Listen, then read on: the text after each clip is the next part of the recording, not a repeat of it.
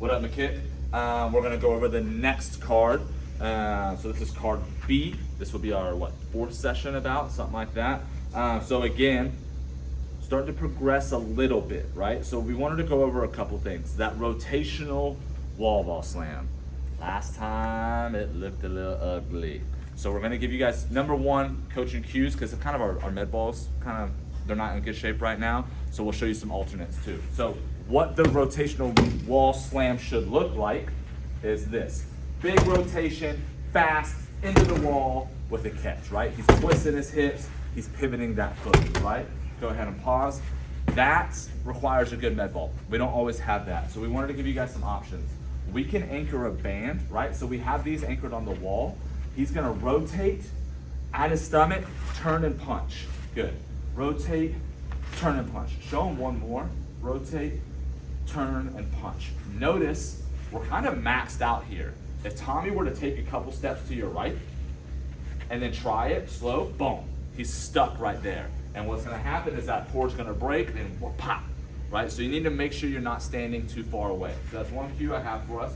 Rotate, turn and punch, good. You can also, we have bands set up by like the weighted belts for pull-ups.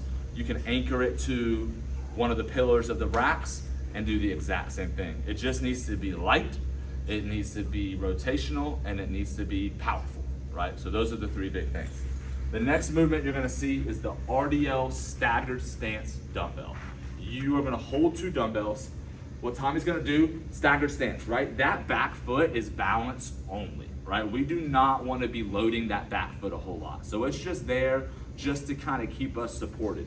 Tommy's gonna hinge at the hips, which you all know, right? He's gonna come down until he feels a good stretch, and then he's gonna come back up, right? Coming down, hinging the hips. All the work's happening in Tommy's front leg, not his back leg. All the work is happening right here at this front leg.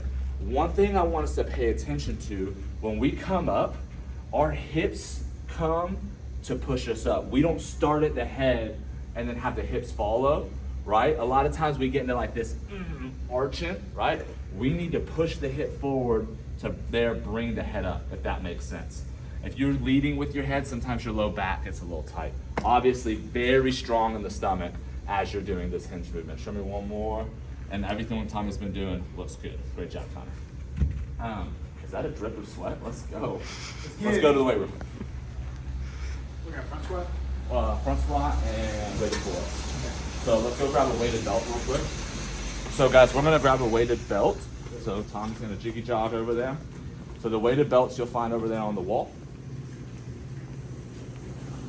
And then with those bands we were talking about for rotational bands, those can be found right here too, right? So most of like the ancillary equipment you can find here. So when we're setting up a weighted pull-up, so you got weighted pull-ups and we got sets of 8, right? So you're not gonna have big loads.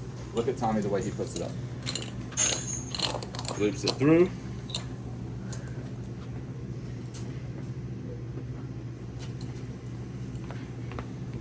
Loops it through. Can you find it underneath that belly? There you go, got it. Got it. Okay, on our pull-ups, guys, we have to go full range of motion. You've got to start from a dead hang, and you've got to get that chin to that bar. Boom, right there. Boom, boom. And on your way down, you don't have to go as slow as tempo as we've typically been going, right? That's definitely time under tension oriented, but I can't have you guys boom. I feel like I'll look away for 2 seconds and guys are throwing themselves around. Just control the eccentric, great. Be nice to your elbows, be nice to your shoulders. Get to that full range of extension under control. So we got weighted pull-ups and we're super set with front squats this week. You guys will find we're gonna play around with a bunch of different squat variations. Tommy's definitely one of the best front squatters in the group, by far. Probably you and Lacey are by far the best Olympic lifters. So if you had me on here, you guys would laugh at me, and I don't like that, so I'm not getting on there. So get it at the collarbone. Get those elbows. Golly. You don't have to twist your neck in a jerky motion.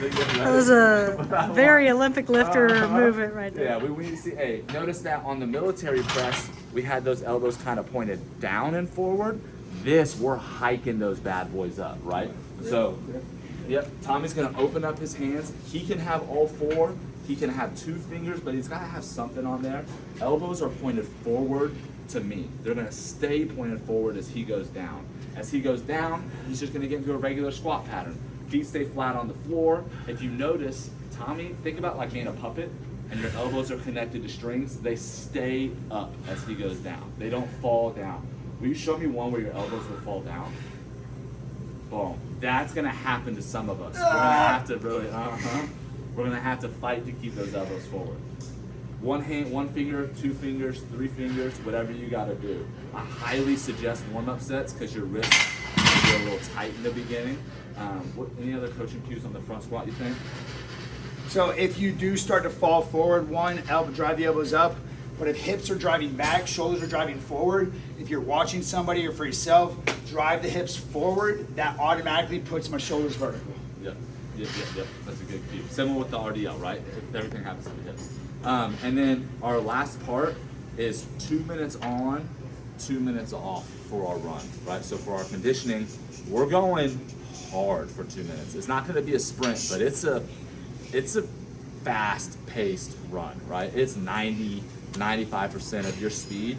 You're holding it for 2 minutes, and then you're walking for 2 minutes, and you repeat for 4 rounds. So what is that? Like 16 minutes of total work? Yeah, Math in sounds about public. Right. But I want you guys walking while you're resting, not just standing there, right? And I want you guys putting intentful effort during that 2 minutes of work. It's the opposite of the zone 3. The zone 3, you guys are having to moderate yourself. This is the opposite. You're gonna have to be pushing yourself. We want you guys to feel the difference of aerobic adaptations. Any other thoughts? Huge. Appreciate you guys. See you soon.